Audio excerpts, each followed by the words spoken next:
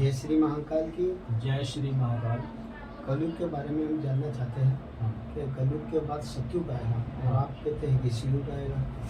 यही तो देखो रहस्य है। सभी लोग जितने भी भविष्यवक्ता हैं या जितने भी भविष्य मालिका उठाकर लोग ये कह रहे हैं कि सतयुग शुरू हो रहा है, लेकिन जो समझदार लोग हैं, जो अध्यात्म से जुड़े हुए हैं, कुछ लोग ऐसे भी हैं जो ये कह रहे हैं कि धर्मयुग शुरू हो रहा है। क्यों कह रहे हैं धर्मयुग शुरू हो रहा है? वो सतयुग का नाम नहीं ले रहे हैं। सतयुग के नियम बता रहे हैं कि सतयुग के जो नियम थे वही नियम शुरू होंगे, लेकिन ये नहीं कह रहे हैं कि सतयुग शुरू होगा। और नाम भी मैं बता देता हूँ आपको, संकेत रूप में आप समझ जाएंगे। मनोज गुप्ता जी हैं और नूर अनंता जी हैं और एक जने और हैं, कबीर जी के संत हैं, उनके भी अच्छे प्रवचन होते हैं।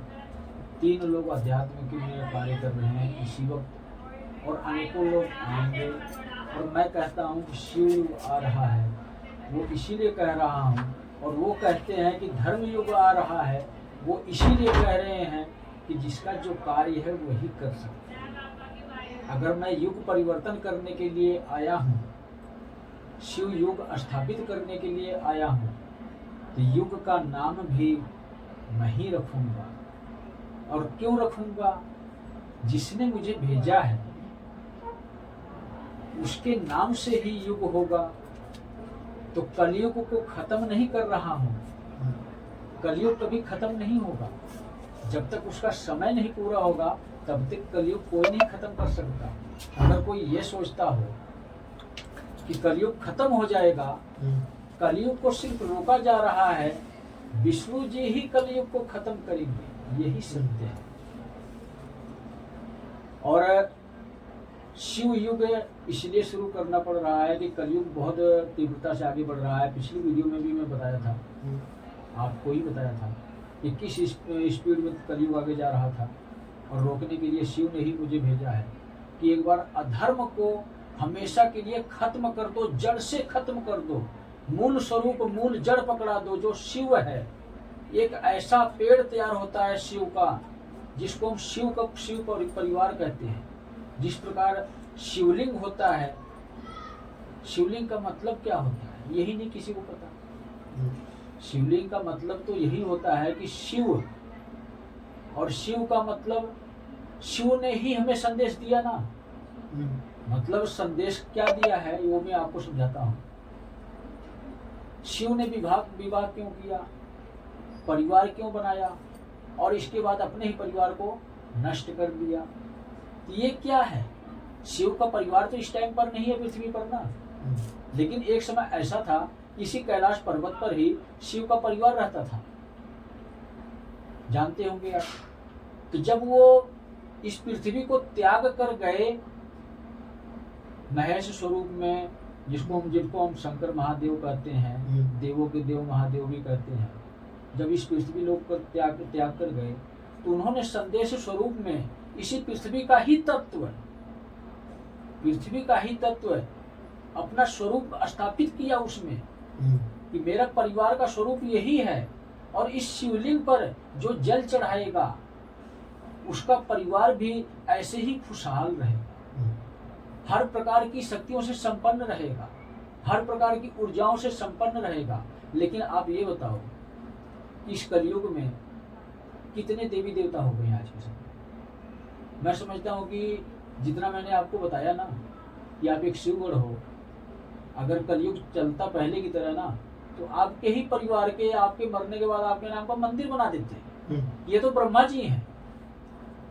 यही तो कलयुग है कि आज के समय में पीर आदमी, कोई इंसान मर रहा है साधारण, उसका भी जो समाधि बना दे रहे हैं, मंदिर बना दे रहे हैं।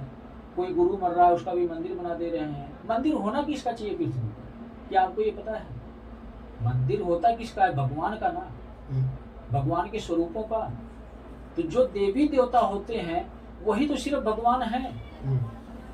जो पृथ्वी पर आया हो भगवान थोड़ी है, वो भगवान नहीं है, भगवान का अवतार है। उसके नाम का मंदिर नहीं बनता है। और कलयुग में ही सारे मंदिर बने हैं। राम जी के, कृष्ण जी के सारे मंदिर कलयुग में बने। इससे पहले नहीं मंदिर कभी बना।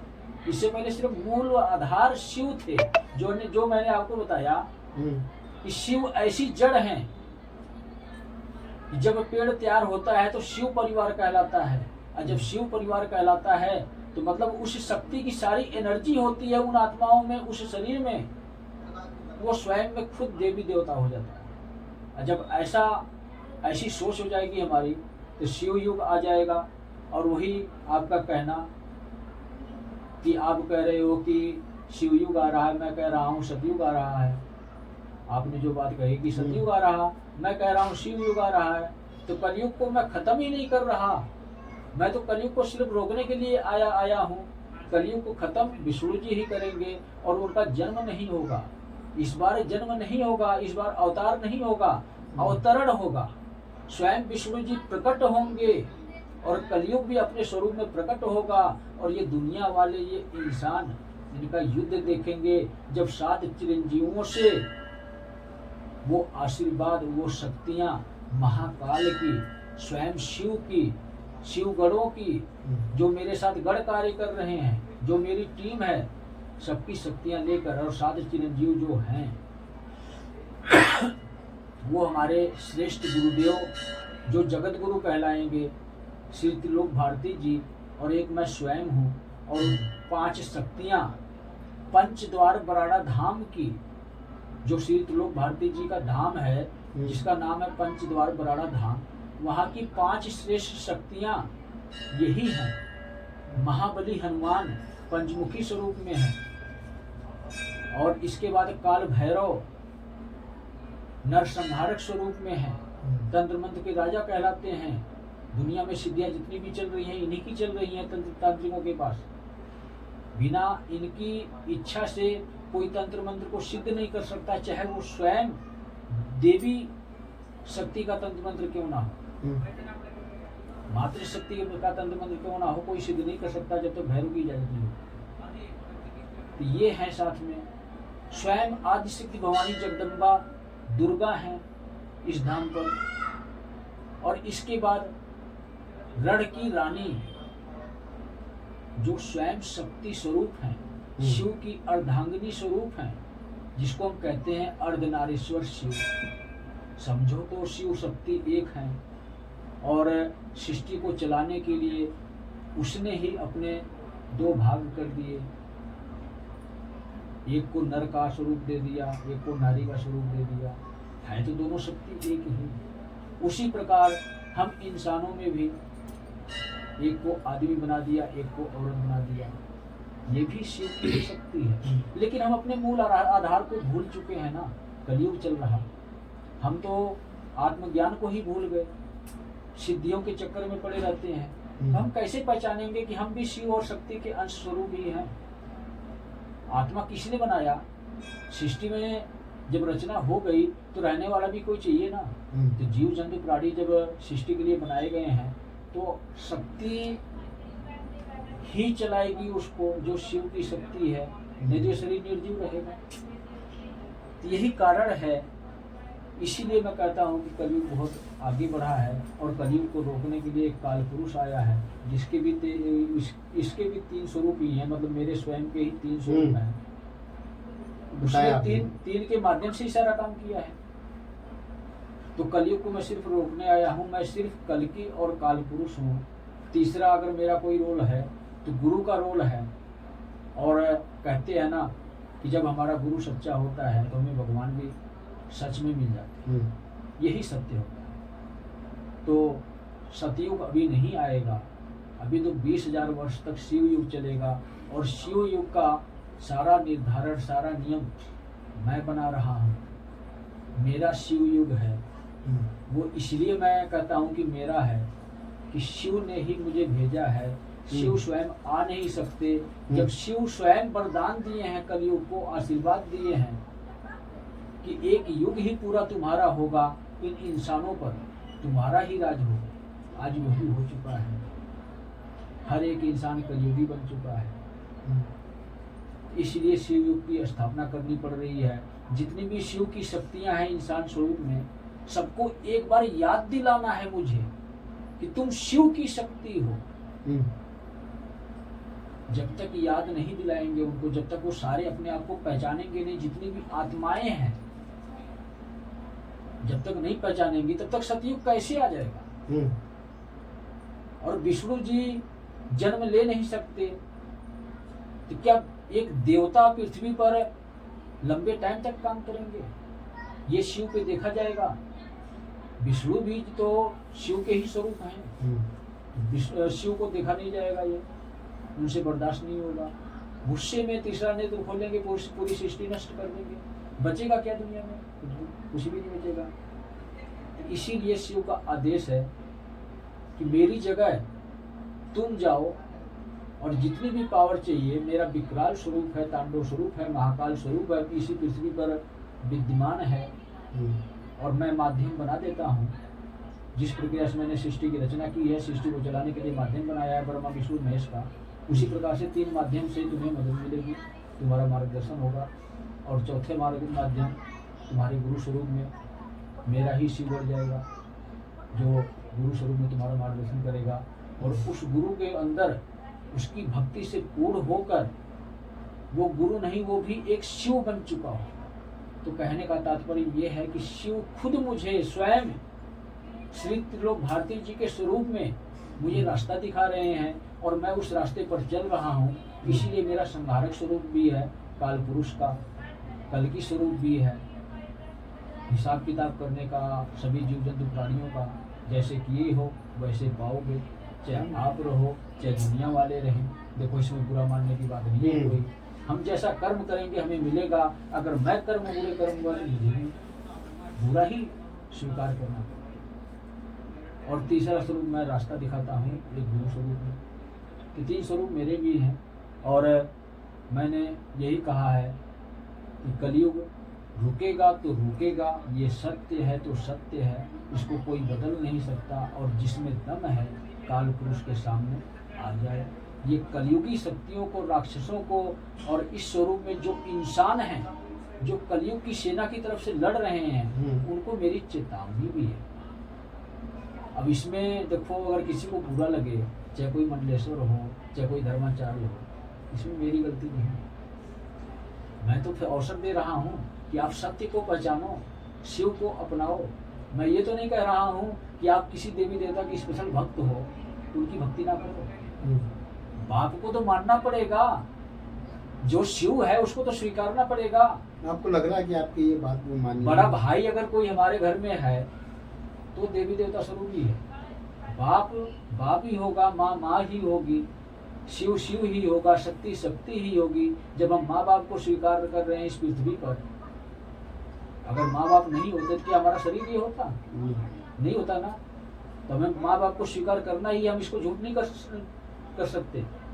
हम शिव को भी अपनाना पड़ेगा। जो शिव को नहीं अपनाएगा, शिव युग के नियमों को नहीं अपनाएगा, मैं तो सीधा एक ही बात कहता हूँ, किसी भी धर्म से हो, किसी भी संस्था से हो, आज के टाइम में तो आपने देखा होगा, भगवान भी अनेकों आ गए हैं, कल्कि भी अनेकों आ गए हैं, कहते हैं मैं कल्कि हूँ, मैं कल्कि हूँ। और वो कल्कि नहीं सिद्ध करते हैं, वो ये कहते हैं मैं कल्कि भगवान हूँ। लेकिन मैं तो आपको नहीं कह रहा हूँ कि मैं भगवान हूँ। मैं तो सीधा समाज को ये कहता हूँ, आप मेरी वीडियो उठा के देखो, मैं तो ये कहता हूँ मैं भगवान नहीं हूँ, मैं एक शैतान हूँ, एक राक्षस हूँ, एक शिवगढ़ हूँ, ताकि मुझे कोई भगवान ना बनाए। मैं सेवक हूँ, सेवक बन के रहूंगा और गुरु स्वरूप में मार्गदर्शन कर रहा हूँ तो गुरु ही बन के रहूंगा। मैं कोई भगवान नहीं हूँ तो सिर्फ काल पुरुष के नाम पे भगवान का दर्जा आप मुझे दे सकते हैं। काल पुरुष आए हैं दुनिया को बचाने के लिए, और दुनिया में वही बचेगा जो धर्म को अपनाएगा। जो अधर्म को अपनाएगा तो वही कहावत है, देखो हंसने वाली बात है, और जो बुरा माने उसके लिए तो जो मैं कुछ कह नहीं सकता। जिंदा खा जाएगा काल पुरुष। जो अधर्म करेगा, जो पाप करेगा, जो सत्य को अस्वीकार करेगा, यही सत्य है। और जिंदा खाना एक मुहावरा है। मैं ये नहीं कह रहा हूँ मैं खाने आऊंगा वहाँ, शरीर मेरा यहाँ है, मैं वहाँ कैसे खाने जा सकता हूँ?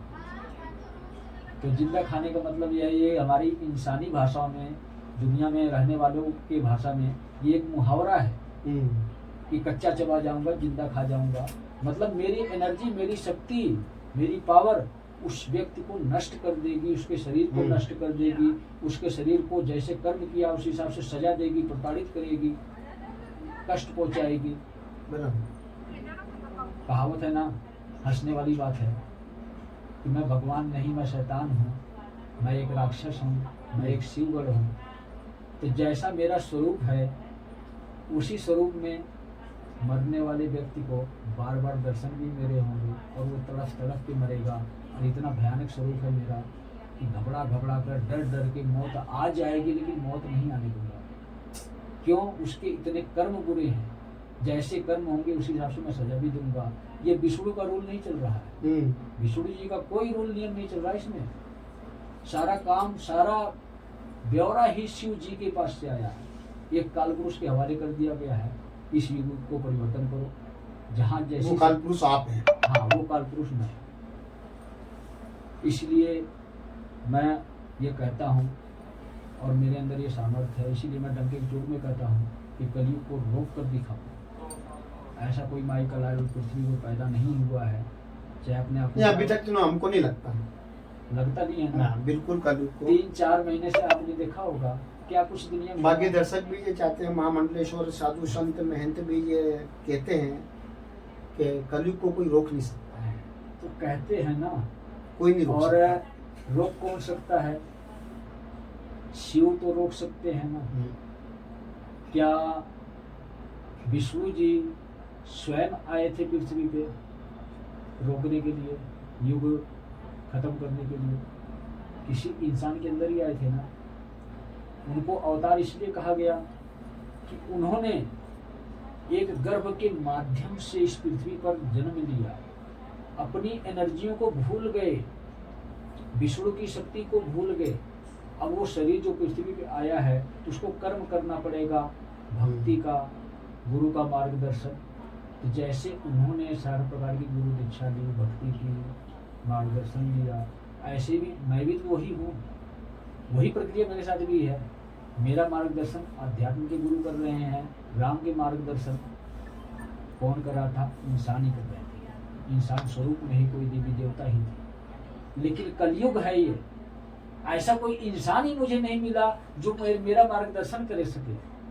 हर एक इंसान कलयुग में भ्रष्ट हो चुका था, चाहे 10% कलयुग का असर हो, चाहे 90% हो।